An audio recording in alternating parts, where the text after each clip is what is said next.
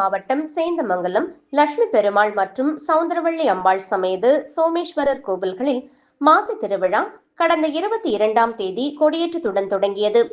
தொடர்ந்து 12ஆம் நாள் திருவிழாவில் தினமும் இரவு 8 மணிக்கு கேளிக்கை மண்டபத்தில் சோமேஸ்வரர் லட்சுமி நாராயண பெருமாள் சுவாமிகளுக்கு சிறப்பு பூஜை ஆராதனை நடக்கிறது. நேற்று 5ஆம் நாள் சோமேஸ்வரர் ரிஷப வாகனத்திலும் லட்சுமி நாராயண பெருமாள் சேஷ வாகனத்திலும் எழுந்தருளினார். அப்போது தீபதூப உபசரிப்புகள் காண்பிக்கப்பட்டது. பின்னர் புறப்பாடு மிக விமர்சையாக நடைபெற்றது. வழிநெடுக பக்தர்கள் வழிபாடு செய்தனர். இந்த திருவிழாவின் சிகர நிகழ்ச்சியான பெருமாள் திருக்கல்யாணம் வரும் பிப்ரவரி 28லும் சோமேஸ்வரர் திருக்கல்யாணம் மார்ச் 1லும் நடக்கிறது. அதைத் தொடர்ந்து இரவு குதிரை வாகனத்தில் சுவாமி எழுந்தருளி வானவேடிக்கை நடைபெறும். மார்ச் 2ல் பெருமாள் திருத்தேரில் எழுந்தருளி பக்தர்கள் வடம்பிடித்து இழுத்தல் நிகழ்ச்சியும், மார்ச் 4ல் சோமேஸ்வரர் தேரை பக்தர்கள் வடம்பிடித்து இழுக்கும் நிகழ்ச்சியும் நடைபெற உள்ளது. மார்ச் 6டன் திருவிழா நிறைவடைகிறது.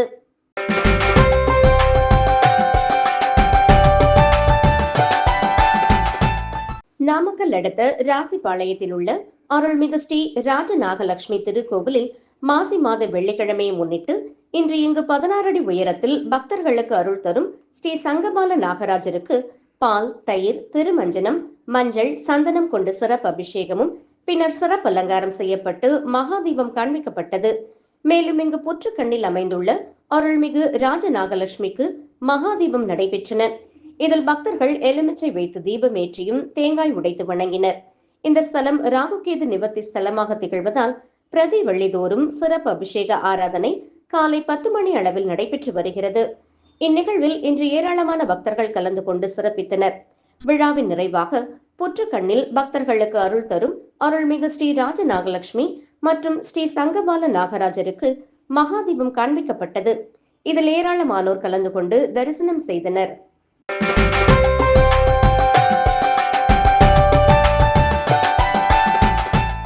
நாமக்கல் மாவட்டம் மோகனூர் சுப்பிரமணியபுரத்தில் உள்ள ஸ்ரீ காமாட்சி அம்மன் முத்துக்குமார சுவாமி ஆலயத்தில் தனியே உள்ள ஸ்ரீ துர்க்கை அம்மனுக்கு மாசி மாத வெள்ளிக்கிழமை ராகுகால பூஜையை முன்னிட்டு ஸ்ரீ துர்க்கை அம்மனுக்கு பஞ்சாமிர்தம், தேன், பால், தயிர், திருமஞ்சனம், மஞ்சள், சந்தனம் கொண்டு சிறப்பு அபிஷேகமும் பின் சிறப்பு அலங்காரம் செய்யப்பட்டு பல வகை வாசனை மலர்கள் கொண்டு அர்ச்சனையும் மகாதீபம் காண்பிக்கப்பட்டது. இதில் ஏராளமான பெண்கள் கலந்து கொண்டு எலுமிச்சை விளக்கேற்றி ஸ்ரீ துர்க்கை அம்மனை வணங்கி சென்றனர்.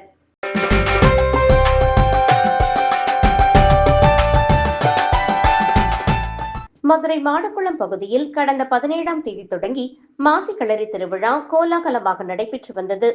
சுமார் 100 வருடங்களுக்கு முன்பு நடைபெற்ற இந்த மாசி களரி திருவிழாவை தற்போதைய இளைஞர்கள் முன்னெடுத்து இந்த திருவிழாவை மீண்டும் நடத்தினர்.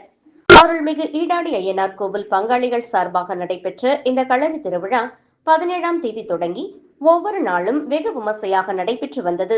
சாமியாடிகள் ஊர்வலமாக சோனை கோவிலில் இருந்து ஐயனார் கோவில் சென்று வந்து ஒவ்வொரு நாளும் பக்தர்களுக்கு சோனை கோவில் திடலில் சாமியாடிய பிறகு பக்தர்களுக்கு அருளாசி வழங்கி வந்தனர். இந்த நிலையில் விழாவின் சிகர நிகழ்வாக நேற்றைய தினம் பிரபல தொழிலதிபர் VKD உதயகுமார் தலைமையில் மாபெரும் அன்னதானம் வழங்கப்பட்டது. மாடக்குளம் கிராமத்து குடும்பமாகிய தொழிலதிபர் உதயகுமார் அவர்களுக்கு கோவில் நிர்வாகம் சார்பில் மாலை அணிவித்து மரியாதை செய்யப்பட்டது. தொடர்ந்து சிறப்பு பூஜையில் அவர் கலந்து கொண்டார். அதனைத் தொடர்ந்து அன்னதானத்தை தொடங்கி வைத்தார். சுமார் 2000 நபர்களுக்கான அன்னதானத்தை பிரபல மணப்பட்டி செல்வம் குழுவினர் தயார் செய்தனர்.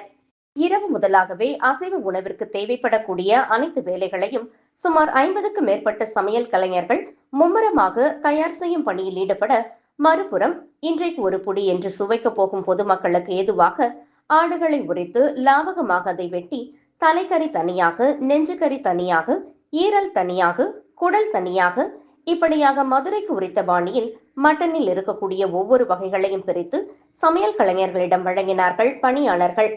இரவு 12 மணிக்கு மேல் தொடங்கிய ஆடு உரிக்கும் பணியில் விடிய விடிய மலை போல் இருந்த மாமிசங்களை சமையல் கலைஞர்கள் பக்தர்களும் பொதுமக்களும் ரசித்து ருசிக்கும் வண்ணம் சுவையாக தயார் செய்யும் பணியில் ஈடுபட்டனர்.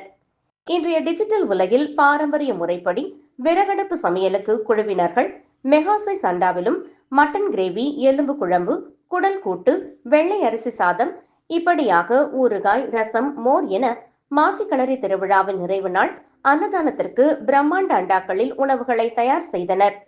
சுமார் 30க்கும் மேற்பட்ட ஆட்டுக்கறி, 2000 நபர்களுக்கான உணவு, இப்படியாக மாடக்குளம் மட்டுமன்றி மாடப்புறா பகுதிக்கு அருகில் இருக்கக்கூடிய மக்கள், காவல் பணியில் இருந்த காவலர்கள், உறவினர்கள், மாமன் மைத்துனர்கள் என ஏராளமானோர் பிற்பகலிலிருந்து மாலை வரை இந்த கோவில் திருவிழாவில் வழங்கப்பட்ட அன்னதானத்தில் பங்கு பெற்று அருளாசி பெற்றதோடு மட்டுமல்லாது அசைவ உணவை ரசித்து ருசித்து மகிழ்ந்தனர்.